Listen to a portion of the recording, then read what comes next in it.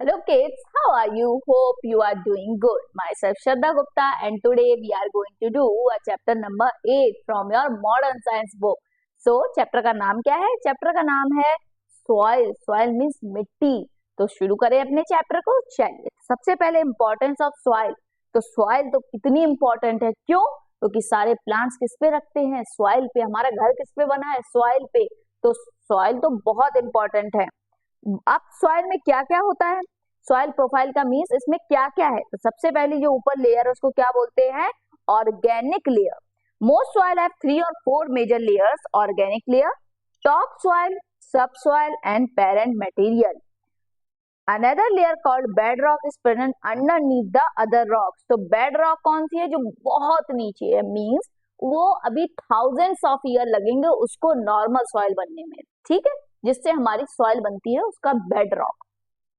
Organic layer और humus. ये जो ऑर्गेनिक लेयर होती है इसको बोलते हैं ह्यूमस और ये बहुत फर्टाइल होती है. जितने भी प्लांट्स होते हैं ये सब कहाँ लगते हैं? ये इस पर ही लगते हैं. This is usually thin and quite dark in colour. तो कैसी होती है? एक तो पतली होती है, थिन सी होती है, उड़ जाती है हवा में. क्या होती है? उड़ जाती है. और क्या होती है? डार्क कलर की होती है. Next is top soil. Upper most layer of a soil is a mixture of different soil. तो टॉप मोस्ट क्या है? टॉप सॉइल बोलते हैं. ये डार्क कलर में होती है और क्या होता है? रिच इन ह्यूमस होती है और रिलेटिवली पुअर इन मिनरल्स. और सबसे ज्यादा प्लांट की ग्रोथ किसमें होती है? टॉप सॉइल पे.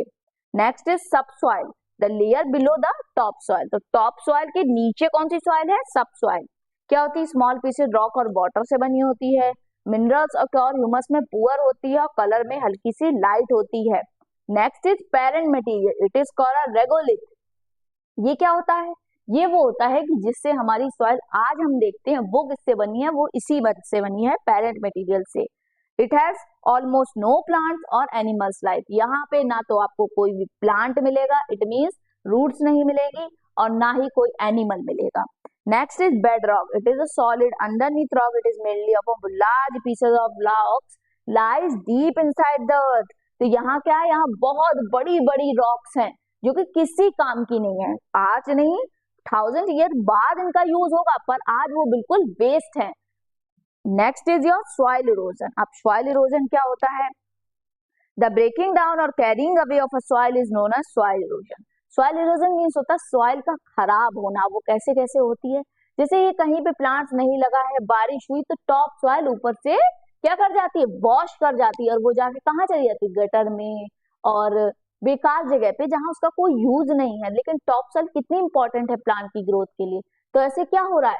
हमारे टॉप सॉइल ऊपर से हटने की वजह से हम प्लांट अच्छे से ग्रो नहीं कर पा रहे हैं. क्यों? क्योंकि उसके मिनरल्स हैं, उसके ह्यूमस है, सब कुछ तो हटा जा रहा है वहां से. तो अच्छी ग्रोथ आएगी कहाँ से? इसलिए इसको क्या बोलते हैं? Soil erosion. बहुत ही ज्यादा हार्मफुल है हमारे के लिए. क्यों? क्योंकि सारे प्लांट जब ग्रो ही नहीं करेंगे तो हमें कहाँ से मिलेंगे फ्रूट्स और वेजिटेबल्स. नेक्स्ट, अब सॉइल कैसे कैसे इरोजन होती है? सबसे पहले running water as a agent of erosion. तो सबसे ज्यादा क्या है? Running water.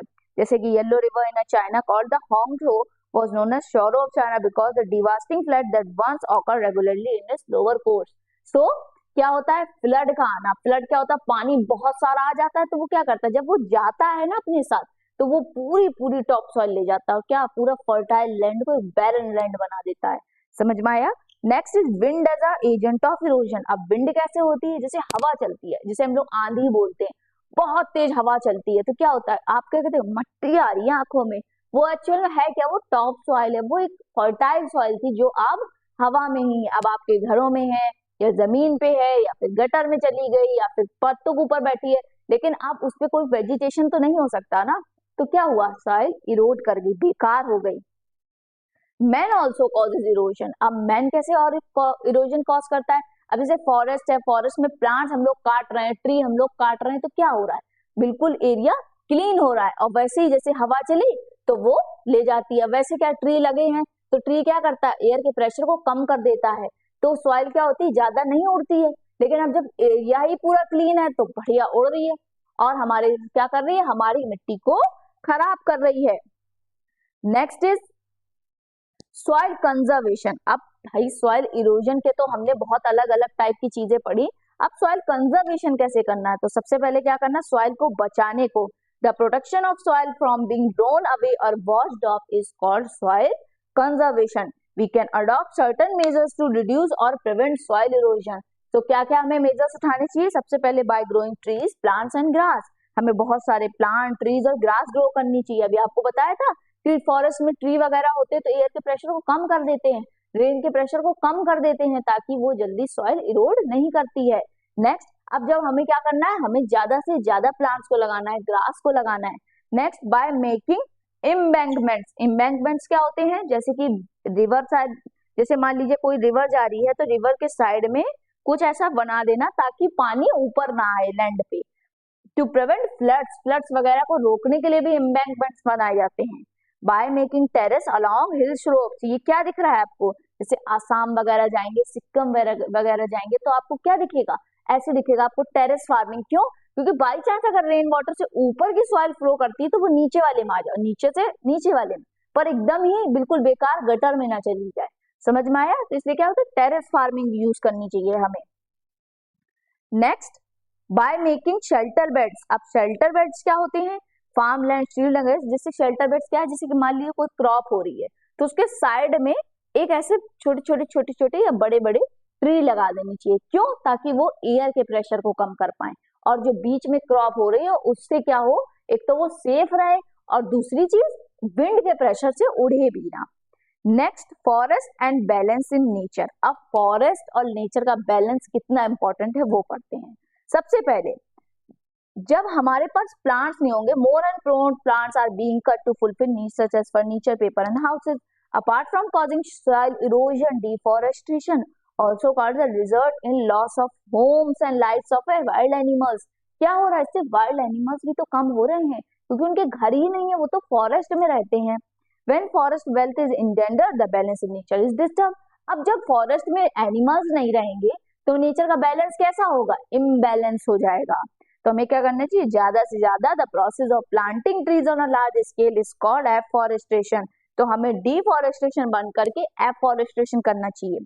The Forest Day or one महोत्सव Day week is celebrated on the 1 week of a month of July 1 to 7. So one महोत्सव कब होता है? जुलाई 1 to 7. तो हमें क्या करना है? हमें इस वीक में बहुत ज्यादा प्लांट्स लगाने हैं. Every citizen of India should be plant a sapling in one महोत्सव week and campaigns are held in school, office and colleges to spread awareness about need to grow plants. So हमें क्या करना? हमें awareness बढ़ानी है और हमें एक ना एक सैपलिंग जरूर ग्रो करनी है और उसको एक बिग ट्री में क्या करना है? उसको प्रोटेक्ट करके एक बिग ट्री में बनाना है. समझ में है? तो आज हमने क्या पढ़ा? आज हमने पढ़ा चैप्टर सॉइल के बारे में कि हमारे लिए सॉइल कितनी इंपॉर्टेंट है और सॉइल कैसे इरोड होती है, सॉइल कैसे इरोजन होता है और सॉइल कैसे कंजर्वेशन करना है. समझ में आया? चलिए, तो आज के लिए इतना ही. मिलते हैं अपने नेक्स्ट वीडियो के साथ. Bye bye, take care, meet you soon.